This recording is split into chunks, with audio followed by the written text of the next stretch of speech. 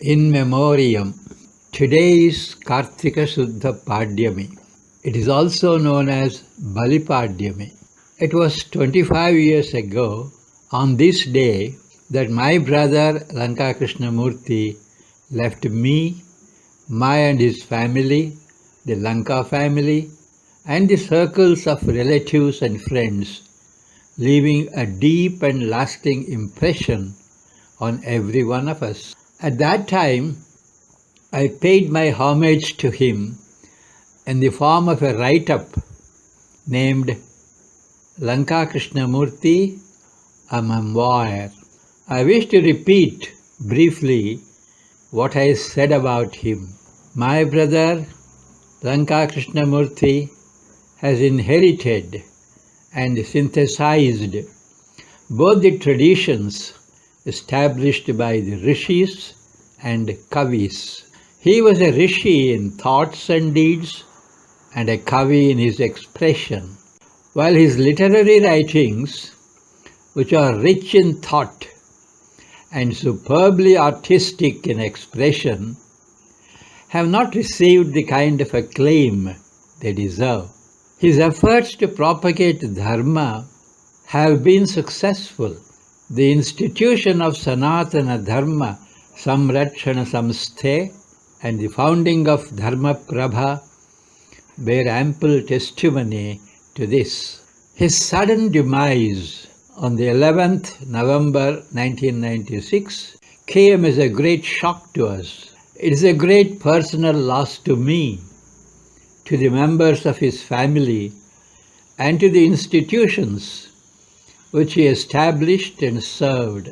While his public image is part of recent history, there are several other facets to his personality which I want to present from my personal knowledge.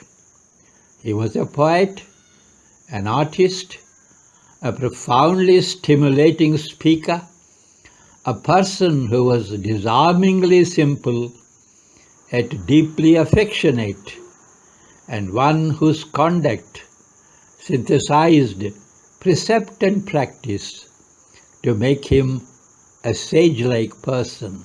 To keep alive his memory, we have established the Lanka Krishnamurti Foundation, and we have made considerable progress in the initiative to promote acquaintance with Sanskrit language for understanding spiritual literature with the help of several video streamings on the internet platforms. May his spirit continue to guide us to reach greater spiritual heights. Lanka Adinarayana. ಸ್ಮರಣಪೂರ್ವಕವಾಗಿ ಇಂದು ಕಾರ್ತೀಕ ಶುದ್ಧ ಪಾಡ್ಯಮಿ ಹಾಗೂ ಬಲಿಪಾಡ್ಯಮಿಯ ದಿನ. ಸರಿಯಾಗಿ 25 ವರ್ಷಗಳ ಹಿಂದೆ ಇದೇ ದಿನದಂದು ನನ್ನ ಅಣ್ಣನವರಾದ ಲಂಕಾ ಕೃಷ್ಣಮೂರ್ತಿಯವರು ನನ್ನನ್ನೂ ನನ್ನ ಮತ್ತು ಆತನ ಕುಟುಂಬವನ್ನು, ಲಂಕಾ ಕುಟುಂಬ ವರ್ಗದವರನ್ನು ಮತ್ತು ಅಸಂಖ್ಯಾತ ಬಂಧು ಮಿತ್ರರನ್ನು ಅಗಲಿ ಸ್ವರ್ಗಸ್ಥರಾದರು. ಅಂತೆಯೇ ನಮ್ಮಲ್ಲಿನ ಪ್ರತಿಯೊಬ್ಬರ ಮೇಲೆ ಆಳವಾದ ಮತ್ತು ಚಿರಕಾಲ ಅಚ್ಚಳಿಯದೆ ಉಳಿಯುವ ತಮ್ಮ ಛಾಪನ್ನು ಬಿಟ್ಟು ಹೋಗಿದ್ದಾರೆ. ಆ ಸಮಯದಲ್ಲಿ ನಾನು ಅವರನ್ನು ಕುರಿತು ಲಂಕಾ ಕೃಷ್ಣಮೂರ್ತಿ ಒಂದು ಸ್ಮರಣೆ ಎಂಬ ಲೇಖನವೊಂದನ್ನು ಬರೆದು ನನ್ನ ಗೌರವಾರ್ಪಣೆಯನ್ನು ಸಲ್ಲಿಸಿದ್ದೆ. ಅವರ ಬಗ್ಗೆ ನಾನು ಏನನ್ನು ಹೇಳಿದ್ದೆನೆಂಬುದನ್ನು ಸಂಕ್ಷಿಪ್ತವಾಗಿ ಪುನರುಚ್ಚರಿಸಲು ಬಯಸುತ್ತೇನೆ. ನನ್ನ ಅಣ್ಣನವರಾದ ಲಂಕಾ ಕೃಷ್ಣಮೂರ್ತಿಯವರು ಋಷಿಗಳು ಮತ್ತು ಕವಿಗಳಿಂದ ಪ್ರಸ್ತುತಪಡಿಸಲಾಗಿರುವ ಆಚಾರ ಸಂಪ್ರದಾಯಗಳನ್ನು ಆನುವಂಶಿಕವಾಗಿ ಗಳಿಸಿ ಅದನ್ನು ಸಮನ್ವಯಗೊಳಿಸಿಕೊಂಡಿದ್ದರು. ತಮ್ಮ ಆಲೋಚನೆ ಮತ್ತು ಕಾರ್ಯಗಳಲ್ಲಿ ಅವರೊಬ್ಬ ಋಷಿಯಂತಿದ್ದು ತಮ್ಮ ವಿಚಾರಗಳ ಅಭಿವ್ಯಕ್ತಿಯಲ್ಲಿ ಕವಿಯಾಗಿದ್ದರು.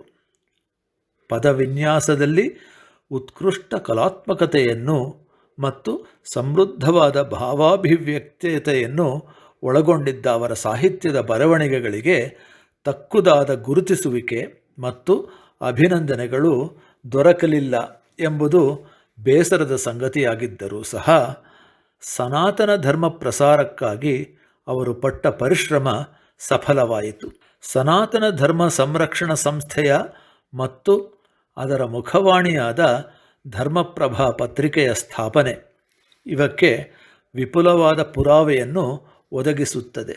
1996 ಇಸವಿಯ ನವೆಂಬರ್ 11 ತಾರೀಖಿನಂದು ಸಂಭವಿಸಿದ ಅವರ ಅಕಾಲಿಕ ಮರಣವು ನಮಗೆಲ್ಲ ಭಾರೀ ಆಘಾತವನ್ನುಂಟು ಮಾಡಿತು. ಅವರ ಕುಟುಂಬದವರಿಗೆ ಮತ್ತು ಅವರು ಸಂಸ್ಥಾಪಿಸಿ ಸೇವೆಗೈದ ಸಂಸ್ಥೆಗಳಿಗೆ ಅವರ ನಿಧನವು ತುಂಬಲಾರದ ನಷ್ಟವನ್ನುಂಟು ಮಾಡಿದೆ. ವೈಯಕ್ತಿಕವಾಗಿ ನನಗೆ ಭರಿಸಲಾರದಷ್ಟು ಹಾನಿಯುಂಟಾಗಿದೆ. ಅವರ ಸಾರ್ವಜನಿಕ ಪ್ರತಿಷ್ಠೆಯು ಇತ್ತೀಚಿನ ಚರಿತ್ರೆಯಲ್ಲಿನ ಒಂದು ಭಾಗವಾಗಿರುವಂತೆಯೇ ಅವರ ಇತರ ಹಲವು ಬಹುಮುಖ ವ್ಯಕ್ತಿತ್ವದ ಮಜಲುಗಳನ್ನು ನನ್ನ ಸ್ವಂತ ತಿಳುವಳಿಕೆಯಿಂದ ಪ್ರಸ್ತುತಪಡಿಸಲು ಇಚ್ಛಿಸುತ್ತೇನೆ. ಅವರೊಬ್ಬ ಕವಿ, ಕಲಾಕಾರ, ಅಗಾಧ ಪ್ರಜ್ಞೆಯ ಚೇತೋಹಾರಿ ಮಾತುಗಾರ, ನಿರಾಡಂಬರವಾದ ಸರಳ ವ್ಯಕ್ತಿಯಾಗಿದ್ದ ಅವರು ಅತ್ಯಂತ ವಾತ್ಸಲ್ಯಪೂರಿತ ವ್ಯಕ್ತಿ.